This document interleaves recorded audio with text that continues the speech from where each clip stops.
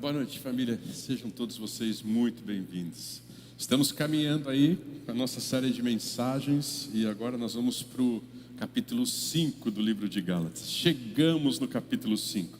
Claro que meses atrás nós começamos no capítulo 5, falando sobre obra da carne, fruto do Espírito, andar no Espírito. Aí fizemos então essa exposição e aí fomos para o início de Gálatas e agora voltamos para o capítulo 5 de Gálatas.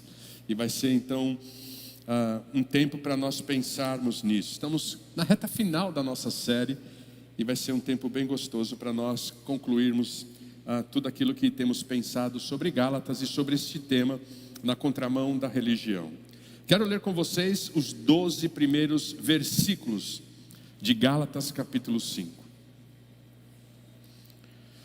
E ali nós vamos, baseado nesse texto, aprender 4 verdades a respeito da graça sem correntes. A graça que liberta verdadeiramente, a graça que nos dá vitória sobre as correntes. Vamos lá? Para a liberdade foi que Cristo nos libertou. Portanto, permanecei firmes e não vos sujeiteis novamente a um jugo de escravidão. Eu, Paulo, vos declaro que Cristo de nada vos servirá, se vos deixardes circuncidar. E outra vez declaro solenemente a todo homem que se deixa circuncidar, que ele fica obrigado a cumprir toda a lei. Vós que vos justificais pela lei, estáis separados de Cristo, caíste da graça. Mas nós, pelo Espírito, mediante a fé, aguardamos a justiça que é nossa esperança. Porque em Cristo Jesus, nem a circuncisão, nem a incircuncisão vale coisa alguma, mas sim a fé que atua pelo amor. Corrieis bem. Quem vos impediu de obedecer à verdade? Quem vos convenceu a agir assim? Não vem daquele que vos chama. Com um pouco de fermento, toda a massa fica fermentada. Quanto a vós, confio no Senhor que não pensareis de outra forma. Mas aquele que vos perturba, seja quem for, sofrerá condenação. Eu, porém, irmãos, se continuo pregando a circuncisão, porque ainda sou perseguido. Nesse caso, o escândalo da cruz estaria aniquilado. Quem dera, se castrassem aqueles que vos estão perturbando. O apóstolo Paulo construiu todo um pensamento até agora, todo um pensamento teológico, todo um pensamento doutrinário, para que pudesse desaguar no capítulo 5 e no capítulo 6. A partir do capítulo 5 e do capítulo 6, o apóstolo Paulo, ele quer trazer praticidade, para a vida cristã, e ele quer mostrar, então, o quanto esta graça sem correntes, o quanto esta graça que nos liberta, ela torna a vida cristã de maneira efetiva, prazerosa, de maneira efetiva, grandiosa. E por isso o apóstolo Paulo vai então trazer esse texto e mais uma vez fazer uma analogia, fazer uma alegoria com uma história que o povo de Israel conhecia. A história então de Sara e Agar, a partir do versículo 21 do capítulo 4. Paulo vai fazer uma alegoria para mostrar então a diferença entre a liberdade e a escravidão. E ele vai fazer esta alegoria falando então que os filhos de Sara, eles foram gerados para a liberdade. E ele vai dizer que todos aqueles que já tiveram uma experiência pessoal com Cristo Jesus são filhos de Sara. E ele vai dizer então que Agar é aquela que gera para a escravidão. E vai dizer o apóstolo Paulo que todos aqueles que continuam na escravidão, continuam seguindo a lei, são filhos de Agar. E é interessante porque tanto Sara quanto Agar geram filhos do mesmo homem. Mas a lei na época dizia que não importasse quem fosse o homem que gerasse filho, a mulher sempre gerava para a escravidão. Todo filho que nascia de uma escrava já nascia escravo, já nascia escrava. E depois o apóstolo Paulo vai falar então também sobre as duas Jerusalém.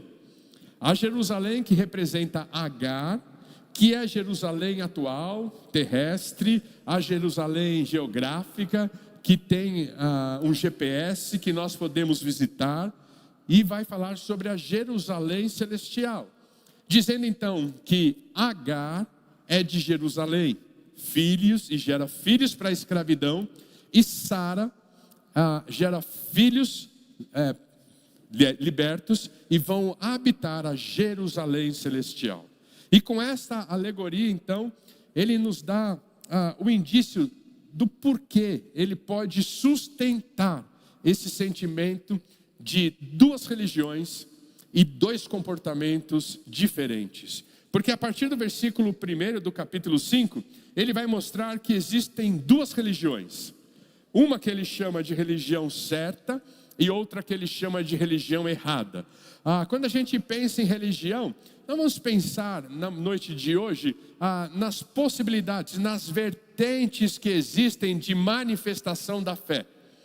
Não vamos pensar nisso. Em todas as manifestações que existe, de todas as vertentes que existe da manifestação da minha fé. Eu quero ter um relacionamento com alguém sobrenatural. E eu posso então, nas várias vertentes, tentar achar esse sobrenatural. Mas vamos pensar na etimologia, vamos pensar na essência do que é religião. E quando nós falamos sobre religião, religião é tudo aquilo que me conecta com Deus, ou que me religa a Deus. A ideia então do religare. Eu estou separado de Cristo Jesus por conta dos meus pecados. E aí eu preciso de uma religião que me conecte de volta a Deus e que assim quebre esse abismo ou quebre este muro que se levanta entre eu e Deus por conta do meu pecado. Então, religião é a capacidade de ser religado a Deus. E o apóstolo Paulo vai falar, esta é a verdadeira religião. E o apóstolo Paulo vai dizer, a outra religião ou a falsa religião é aquela que continua te aprisionando. Quem sabe em ritos, quem sabe em dogmas, quem sabe em tradições, quem sabe, numa busca para satisfação pessoal e contentamento pessoal. Ele chama isso de a falsa religião. Mas para que isso possa ficar traduzido, ele vai trazer o tema da carta de Gálatas. Quando alguns judeus estavam tentando convencer judeus cristãos, ou cristãos que não eram judeus, gentios, a viver a prática da circuncisão. Aquela aliança que Deus havia feito lá em Gênesis capítulo 15 com Abraão. Para que pudesse então externamente fazer uma distinção de uma raça. Que naquele momento era a raça escolhida de Deus. Quando nós falamos sobre circuncisão, nós estamos falando sobre a força, da escravidão, da espiritualidade orientada pelas obras, pelo exercício humano, pela busca humana de comprar o amor e o favor de Deus. Toda vez que eu tento com o meu esforço humano comprar o favor e o amor de Deus, eu estou vivendo nas obras. Por isso, Tiago vai trazer um tema lá na frente que pode parecer contraditório. E ele vai falar sobre a fé viva e a fé morta. E ele vai dizer que a fé viva, ela traduz ou ela acaba produzindo obras. Mas obras como consequência da fé. Não como aspecto de conquista da justificação, aspecto de conquista da salvação. E é nesse momento, e é com esse pano de fundo, que o apóstolo Paulo vai então dizer, existem duas religiões. Do primeiro versículo até o versículo 12, ele está falando sobre isso. Aí, do primeiro versículo até o versículo 6, ele vai falar sobre aqueles que praticam essas duas religiões. E do versículo 7 ao versículo 12, ele vai falar sobre aqueles que ensinam essas duas religiões. E o apóstolo Paulo como sendo o defensor da religião verdadeira. E os falsos mestres, aqueles que ele vai colocar no versículo 12, que se pudesse eles deveriam ser castrados por estar perturbando, aqueles que estão perturbando e tentando desviar os galateus da fé em Jesus Cristo, da justificação pela fé. Então vamos lá. Qual é o primeiro aspecto que o apóstolo Paulo vai defender de uma fé genuína? É que nós éramos escravos. Esta é a fé que o apóstolo Paulo vai defender. Nós éramos escravos. Por isso o versículo começa dizendo assim: para a liberdade foi que Cristo nos libertou. Se Paulo está dizendo que para a liberdade foi que Cristo nos libertou, é porque sem Cristo nós continuamos sendo filhos e filhas de Agar. Filhos e filhas da escrava, não da livre Sara. Filhos e filhas do jeitinho humano. Filhos e filhas do esforço humano. Vocês conhecem a história, mas vamos recordar um pouquinho a história. Sara não podia ter filhos. Sara quis dar um jeitinho. Parece que Sara naquele tempo já tinha um sangue de brasileiro, né? Sabe, esse jeitinho brasileiro de querer ajudar Deus, de querer dar uma solução. Parece que Sara já tinha a lei de Gerson no sangue dela. E ela foi tentar dar um jeitinho para Deus e tentar ajudar Deus. Ela disse assim: tive uma ideia incrível, Abraão. Eu vou conceder a minha concubina, você vai se deitar com ela, você vai ter filho com ela, e pronto, esse será o filho da promessa. Só que não, o filho da promessa não poderia ser obra humana. O filho da promessa não poderia ser exercício humano. E é esse o grande erro que Sara e Abraão vão cometer. Quando eles então tentam ajudar a Deus e encurtar o caminho de Deus, e encurtar a promessa de Deus, e encurtar o plano de Deus. E ali então com Agar, Abraão se deita e tem Ismael, que vai dar origem à raça árabe. E hoje, se nós temos briga entre os primos, é por conta dessa história. Os primos estão até hoje brigando por conta dessa história. Porque todos eles se acham detentores da salvação. E lá Jerusalém, terra sagrada, pedra do domo, o templo e toda essa bagunça que a gente conhece. O que é ser escravo? Ser escravo é desenhar a sua própria religião. É desenhar a sua própria maneira de se religar a Deus, vencendo o pecado. E foi mais ou menos isso que Adão e Eva fizeram logo que eles pecaram. Quando Adão e Eva pecaram, a primeira coisa que eles perceberam, eles viram que estavam nus. E Deus disse: quem te revelou essa nudez? E ali o texto bíblico diz que eles mataram os animais e fizeram roupas para si. Ali já era uma expressão de que o homem, ele teria a inclinação de criar a sua própria religião, de criar o seu próprio caminho a Deus. E aí Deus vai apontando para a direção de que somente Cristo Jesus é o caminho. Eu não posso criar um caminho até Deus, eu na minha humanidade. Cristo Jesus é o caminho. E é isso que aconteceu. Agar, ao ter Ismael, Agar, ao se deitar com Abraão, ao aceitar a sugestão de Sara, tentou ali encurtar a promessa e dar uma ajudinha para Deus. E aí isso continuou fazendo com que a humanidade fosse escrava. E continuou escravizando a humanidade. Por isso o apóstolo Paulo vai dizer: para a liberdade foi que Cristo nos libertou. Então, primeiro ponto, éramos escravos e fomos libertos para a liberdade. Ele complementa tudo isso que eu tenho falado, foi que Cristo nos libertou. Esta liberdade não é, nunca foi, nunca será obra do homem.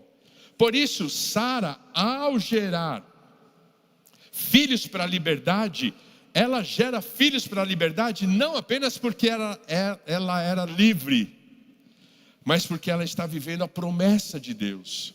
Não simplesmente porque ela tinha liberdade, mas porque ela está vivendo a promessa de Deus.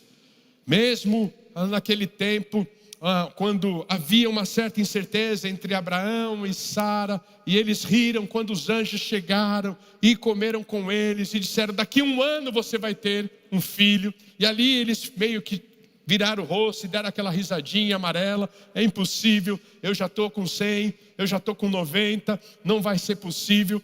E ali então o texto de Romanos diz que Abraão começou a esperar contra a esperança. Esperar contra a esperança. E quando ele começou a esperar contra a esperança, ali então a promessa começou a ser construída.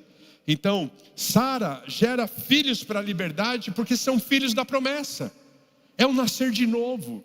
É o que Cristo fez na minha vida, é o que Cristo fez na sua vida, quando eu o reconheci como meu Salvador e meu Senhor. Aquela história de Nicodemos: mas Pai, mostra-nos o caminho. O que significa nascer de novo? É possível o homem velho voltar para o ventre de uma mulher e nascer? E Jesus vai dizer: não, mas não estou falando disso. Estou falando daquele que vai nascer do Espírito e da água.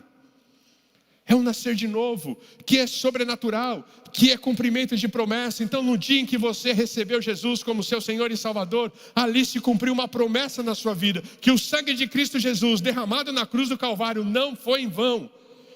E ali então ele te alcançou e uma promessa você recebeu e foi cumprida na sua vida. Assim como Sara gerou para a promessa, eu sou fruto de ser gerado pela promessa. Por isso eu tenho uma graça sem corrente, porque não foi o meu esforço que conquistou a liberdade, não foi minha habilidade que conquistou a liberdade, mas o que conquistou a liberdade foi Jesus Cristo.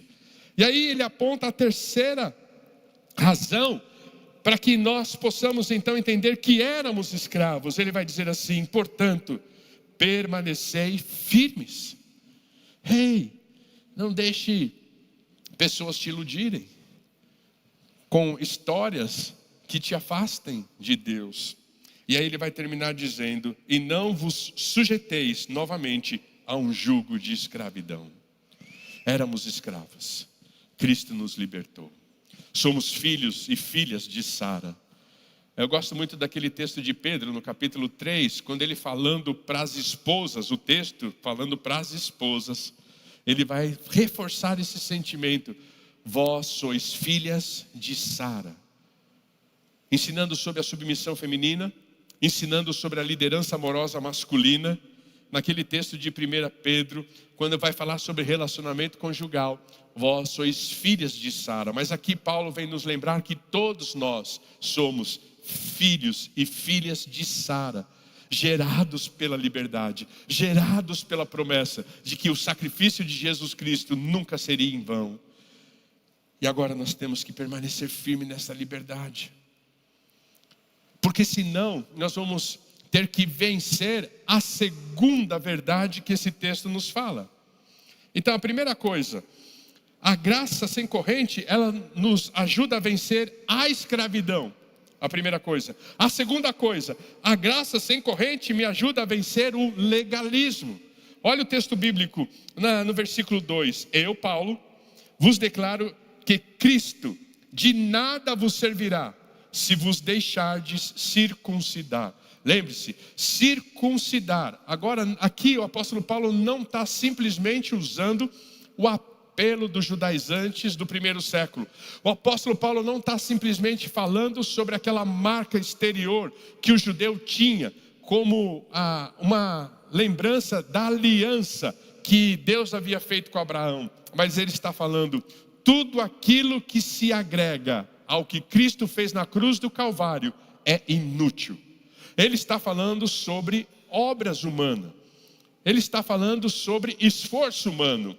Então, o texto bíblico está falando assim: nada vos servirá se você quiser complementar aquilo que Cristo Jesus fez na cruz do Calvário. Se você quiser complementar aquilo que Cristo Jesus fez na cruz do Calvário, na verdade você vai estar suprimindo a morte de Cristo Jesus. Então, não dá para conjugar essas duas condições. Ou eu fui salvo por Cristo Jesus, ou eu não fui salvo. Ou a justificação pela fé me lavou, me regenerou, me transformou, me libertou e me fez filho de Deus, ou eu não sou filho de Deus. Não tem como conjugar essas duas coisas. Não tem como eu dar uma forcinha para que Cristo Jesus complemente a obra. Eu não tenho nada que eu possa fazer para complementar a obra de Cristo na cruz. Ela foi perfeita, na plenitude do tempo. Ela foi completa e eu não preciso complementar nada. Então, o que o apóstolo Paulo está dizendo é o seguinte: se nós um dia quisermos complementar o que Cristo Jesus fez na cruz do Calvário, nós vamos suprimir o sacrifício dele em nosso favor. É o que o apóstolo Paulo está falando. E isso é legalismo. Legalismo é achar que eu preciso pagar a minha salvação. Quantas vezes, talvez, nós estamos fazendo alguma coisa para Deus, para compensar o que Ele fez por nós. Desnecessário, inútil. Isso só traz estresse, só traz ansiedade, só traz cansaço, só traz pesar, só traz decepção. Não agrega em nada, não acrescenta em nada, porque é inútil, é totalmente inútil. O apóstolo Paulo está falando: toda vez que você quiser fazer algo para compensar o que Cristo Jesus fez por você, é inútil.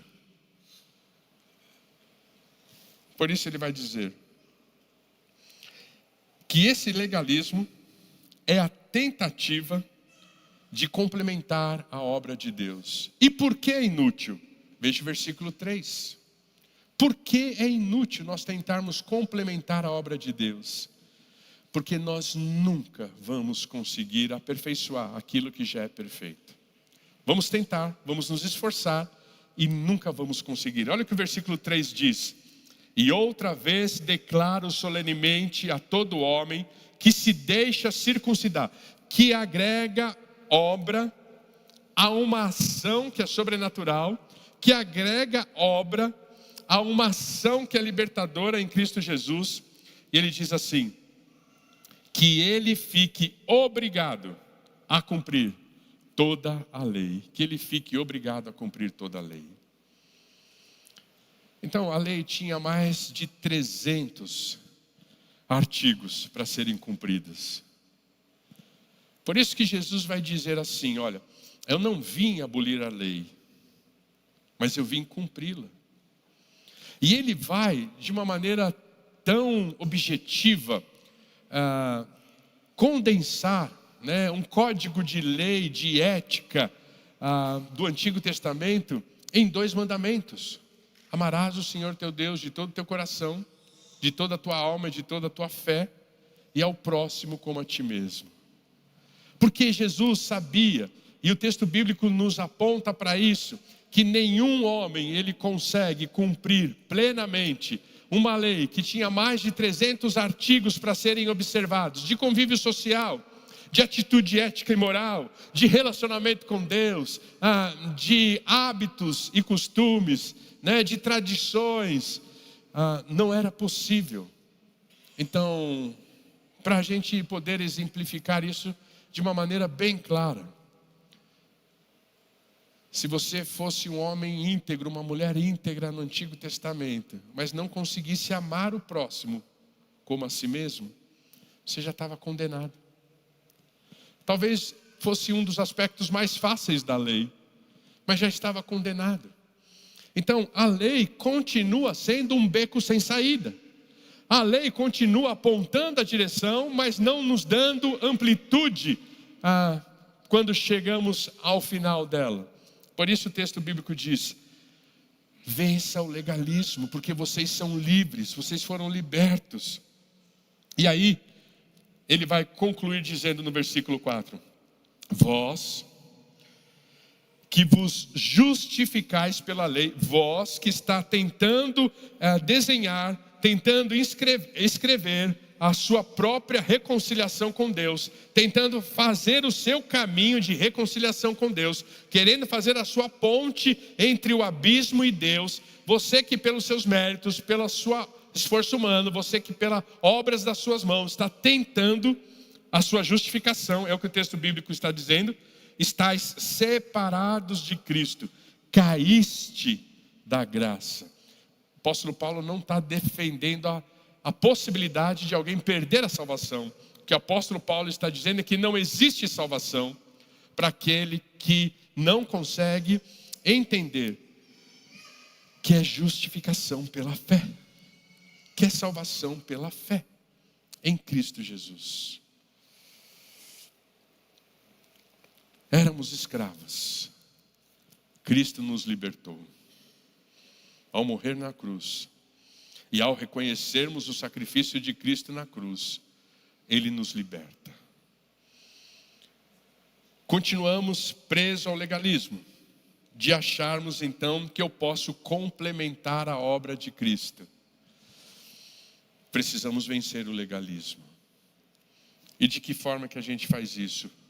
Pela fé. É pela fé que a gente faz isso. Olha o versículo 5. Mas nós, pelo Espírito mediante a fé, aguardamos a justiça, que é nossa esperança.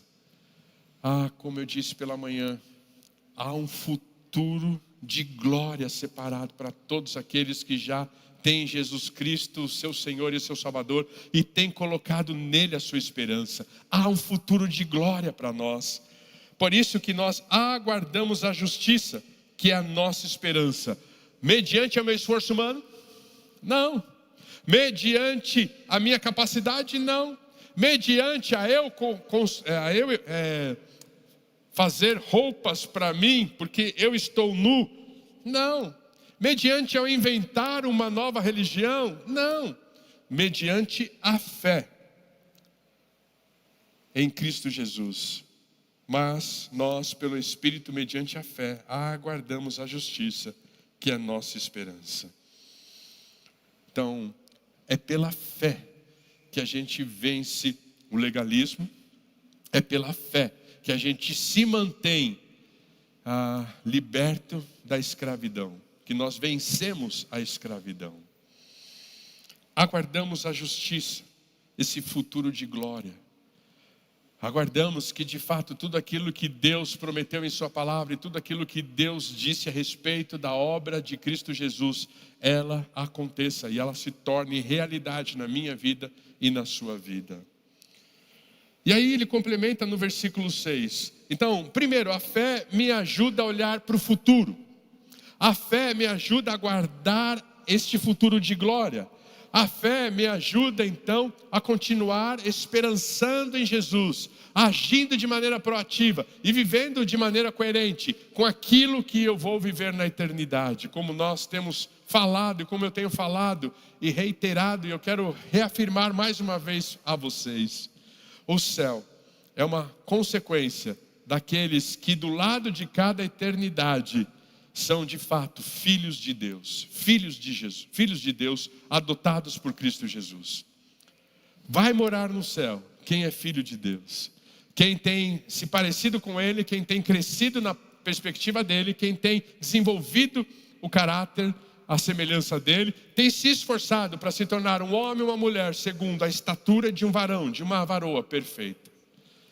E aí ele vai dizer, mas esta fé que aguarda a justiça, que é a nossa esperança, que declara e que aponta para um futuro glorioso, ele não pode ser traduzido apenas como futuro, é agora também no presente, se manifesta no presente. Veja o versículo 6. Porque em Cristo Jesus, nem a circuncisão, nem a incircuncisão, o apóstolo Paulo está falando.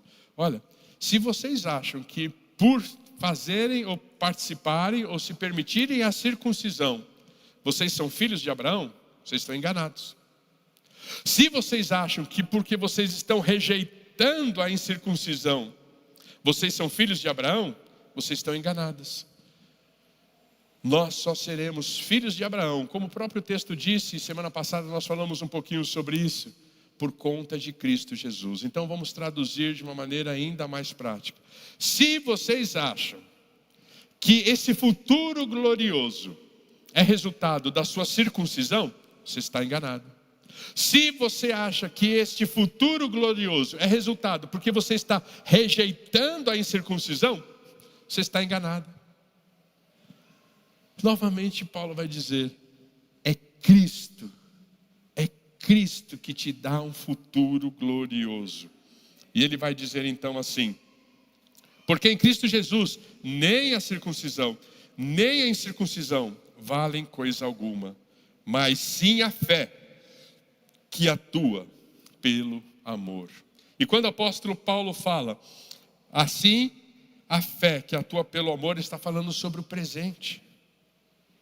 Ele está falando sobre o presente, ele está falando sobre um estilo de vida, onde eu possa, em tudo que eu fizer, na manifestação dos meus relacionamentos, nas decisões das minhas escolhas, nas atitudes que eu tenho, eu então prestar esse serviço um ao outro, orientados por este amor. O que o apóstolo Paulo está falando é exatamente isso. Trazendo o sentimento para o presente. Por isso, que justificação pela fé não é simplesmente nos proteger quanto ao futuro. É nos capacitar para viver o presente. Viver o presente sem medo. Viver o presente sem ansiedade. Viver o presente sem mágoas e ressentimentos. Tudo tão real para a nossa humanidade. Assuntos tão desafiadores para todos nós. Quem nunca sentiu ansiedade, que atire a primeira pedra. Quem nunca roeu a unha, preocupado com o dia de amanhã. Quem nunca comeu demais ou comeu de menos, porque está preocupado com o dia de amanhã. Quem nunca perdeu uma noite de sono, porque está preocupado com o dia de amanhã. Tão humano.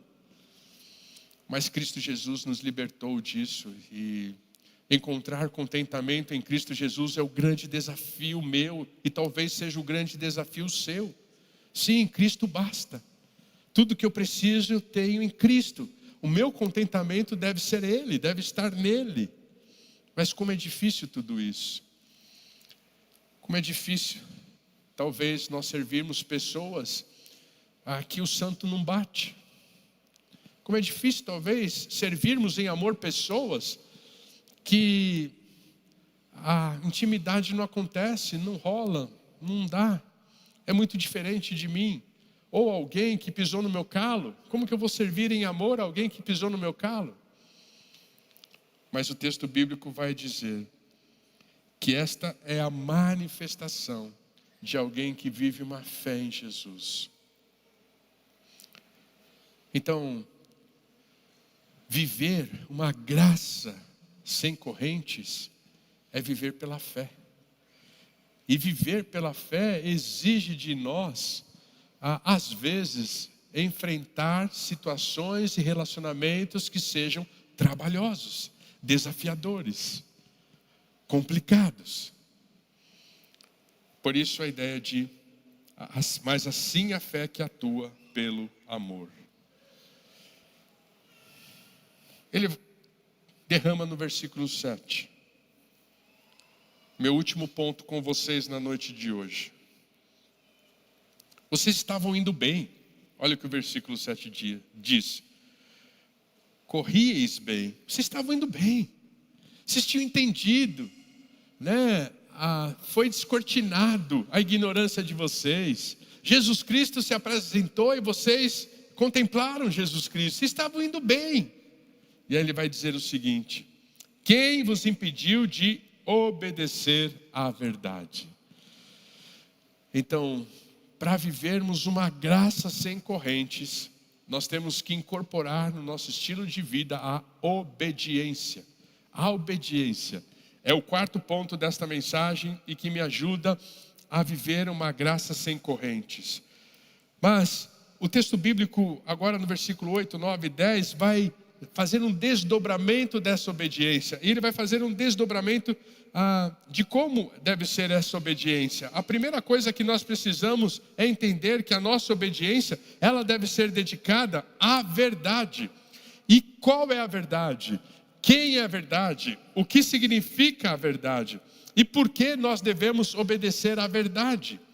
Então, a primeira coisa que eu aprendo é que esta verdade, nós devemos obedecer esta verdade. E aí, pensando no livro de Gálatas, essa verdade é a religião correta. A religião da justificação pela fé. A religião do sacrifício de Cristo na cruz do Calvário. A religião, então, que me livra, né, de toda e qualquer responsabilidade de conquistar o amor de Deus, porque parte dele me amar e não de eu conquistá-lo.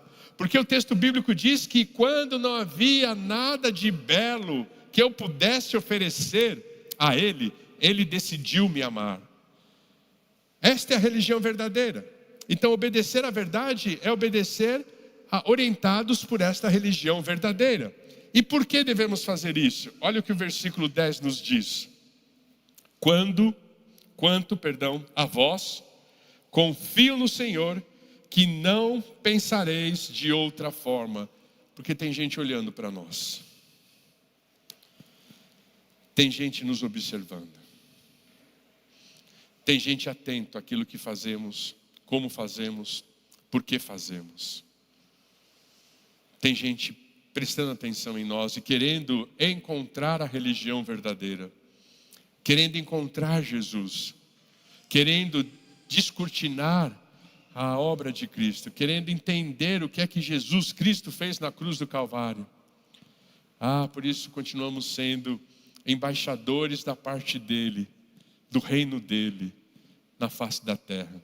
Pessoas estão olhando para nós. Por isso o texto bíblico diz, quanto a vós, confio no Senhor, que não pensareis de outra forma. Confio que vocês já entenderam, vocês não vão retroceder, vocês vão permanecer firmes. Porque tem pessoas que querem viver a mesma liberdade que vocês estão vivendo. E elas estão nos observando, elas estão te observando. Então, temos uma responsabilidade muito grande de continuar, exalando o bom perfume de Cristo Jesus. Temos uma responsabilidade muito grande de continuar sendo discípulos de Cristo Jesus e reproduzindo discípulos. Porque como eu tenho aprendido e como eu tenho me esforçado para ensinar, nós só reproduzimos o que somos. Não tem outra forma de ser. Nós só reproduzimos o que somos. Rebeca reproduziu engano. Jacó se tornou um enganador. É simples assim. Rebeca, ela convenceu Jacó de que ele deveria enganar o seu pai Isaque para roubar a primogenitura do seu irmão Esaú. Rebeca era uma enganadora e ela reproduziu um enganador. E isso vai se perpetuar em toda a família. Depois Jacó vai ser traído pelo seu tio Labão, porque ele trabalhou por uma mulher. Labão deu outra mulher para ele, e ele teve que trabalhar mais 7 anos até ter a mulher que ele queria, a esposa que ele queria. E depois todos os filhos de Jacó foram enganadores. José sofreu na mão dos irmãos enganadores. E depois lá na frente José também vai ser um enganador. Porque eu só reproduzo o que eu sou. Se você é discípulo de Jesus, você vai reproduzir discípulos de Jesus. Se você é simpatizante de Jesus, você vai reproduzir simpatizantes de Jesus. Se você é um seguidor de Jesus, mas não um discípulo, você vai reproduzir um seguidor de Jesus. E nós fomos chamados para sermos discípulos de Jesus, que reproduzam discípulos de Jesus. Portanto, ide por todo o mundo e fazei discípulos de todas as nações, batizando-os em nome do Pai, do Filho e do Espírito Santo. Quem é você? Você vive a verdade, você anuncia a verdade, as pessoas veem a verdade em você, podemos confiar em você. Segundo, por que devemos obedecer à verdade? Porque fora da verdade só existe condenação. Veja o versículo 10 ainda.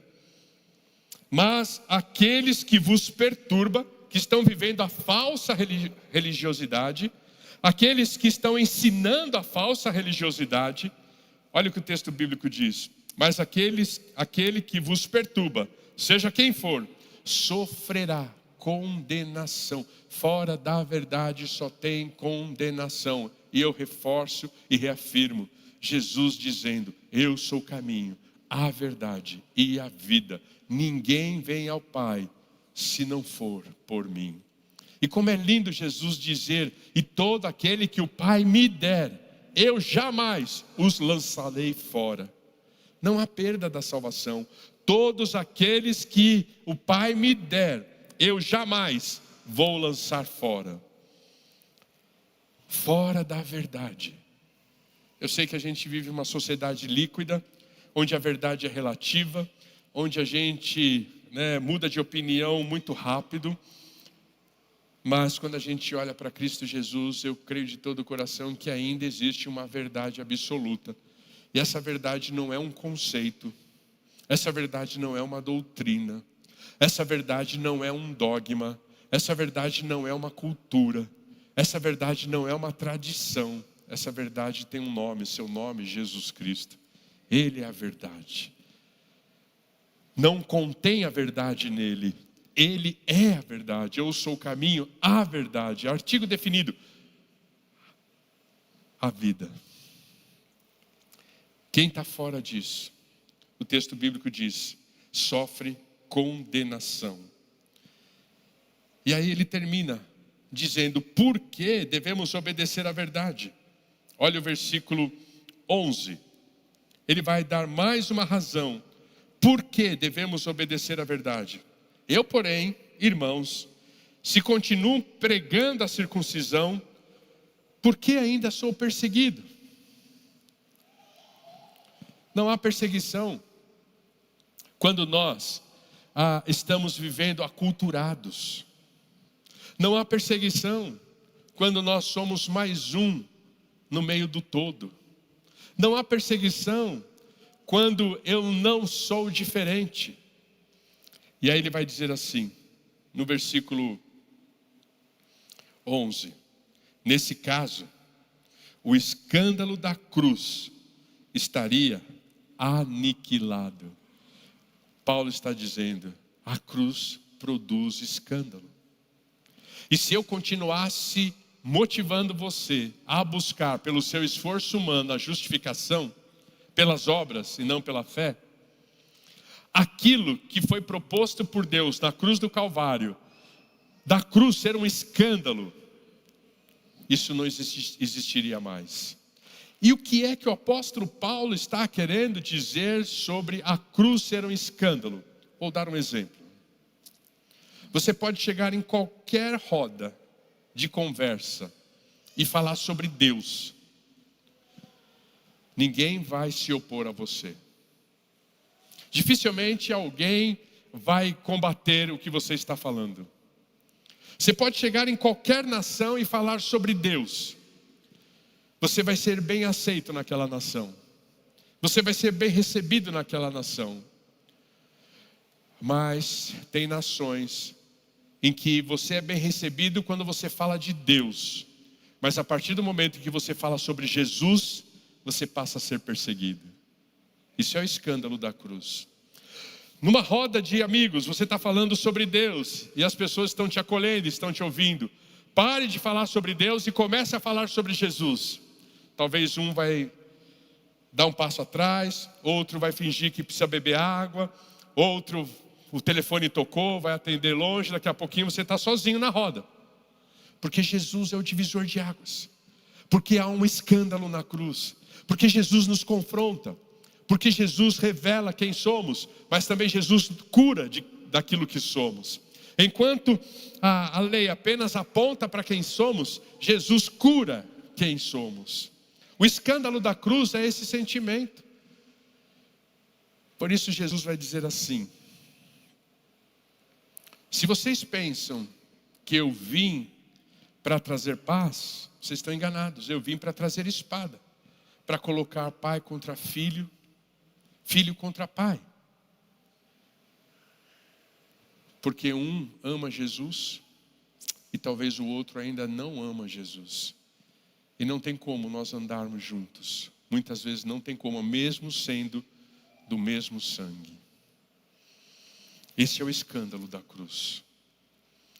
E Paulo está dizendo: se eu continuasse a pregar sobre a circuncisão, eu estava me amoldando, eu estava me aculturando, eu estava praticando, a política da boa vizinhança. Mas eu não posso fazer isso, senão eu estaria negando o escândalo da cruz.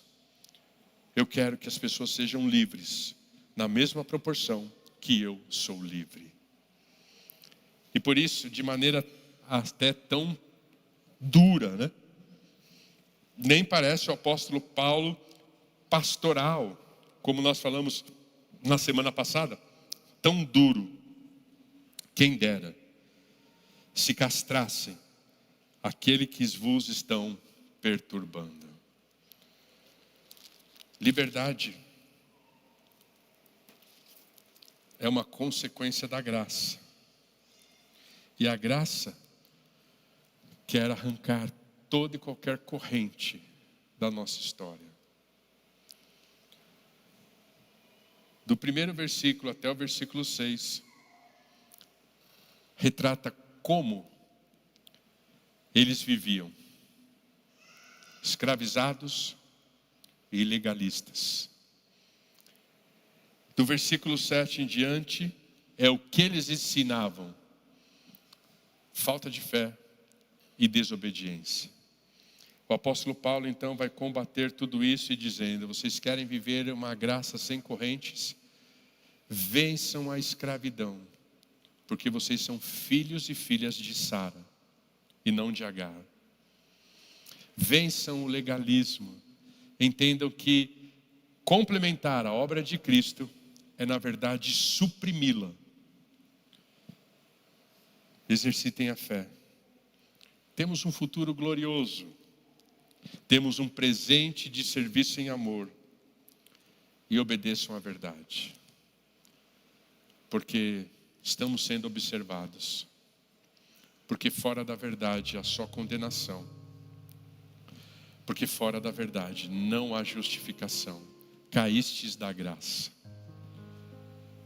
Na noite de hoje eu queria convidar você a se livrar de qualquer coisa que ainda esteja escravizando todo o potencial que você tem para viver em Cristo Jesus e para viver por Cristo Jesus. O que é que ainda te escraviza na noite de hoje? Você pode orar comigo, você pode fechar os seus olhos, orar comigo. Talvez pensar. Muitas vezes nós estamos dentro de uma igreja local, vivendo o ministério e praticando o ministério, numa tentativa de pagar a salvação. Sabemos que não compramos, mas às vezes queremos pagar. Quando Deus diz que Ele é um Deus que sonda mentes e corações e está preocupado com as nossas intenções, Ele está querendo nos lembrar que toda a nossa ação deveria ser uma expressão de gratidão por aquilo que Cristo Jesus fez por nós. Tudo. Eu sou um dizimista, não porque eu quero ser abençoado, mas porque eu sou grato, porque Ele é o meu provedor. Eu falo de Cristo Jesus às pessoas, não porque eu quero a bênção e a aprovação dEle, mas porque eu sou grato, porque um dia eu recebi salvação. Eu ergo as mãos num santuário. Eu estendo as mãos num santuário. Eu abro a minha boca e emito som com todo o fôlego do meu pulmão. Porque eu sou grato por aquilo que Jesus Cristo fez por mim. Eu caminho com pessoas. E às vezes elas são difíceis para nós. E às vezes pessoas caminham conosco, e mesmo nós sendo difíceis para elas. Porque eu sou grato por Cristo Jesus. Porque o que eu quero é ser um filho grato. E como aquele leproso que voltou, reconhecendo o poder de Cristo e cheio de gratidão, eu também tinha uma alma corroída pela lepra, pelo pecado. E agora eu volto em gratidão a Jesus. O que é que te escraviza? Ainda existe barganha no seu coração? Aquele sentimento de cobrar o nosso direito porque cumprimos com os nossos deveres? Esse é o filho pródigo que ficou na casa, cheio de espírito de orfandade. Era filho, mas tinha atitude de escravo. E cobrou do pai os seus direitos porque pensava que estava cumprindo com seus deveres. Isso é vida de órfão, não é vida de filho. O que te escraviza ainda na noite de hoje? Confesse isso a Deus. Peça que Ele te liberte. Porque Ele comprou a sua liberdade. Você é filho e filha de Sara, gerados pela promessa, gerados pela livre, não pela escrava. Vocês são da Jerusalém celestial, não da Jerusalém do GPS. Agradeça a Deus por isso.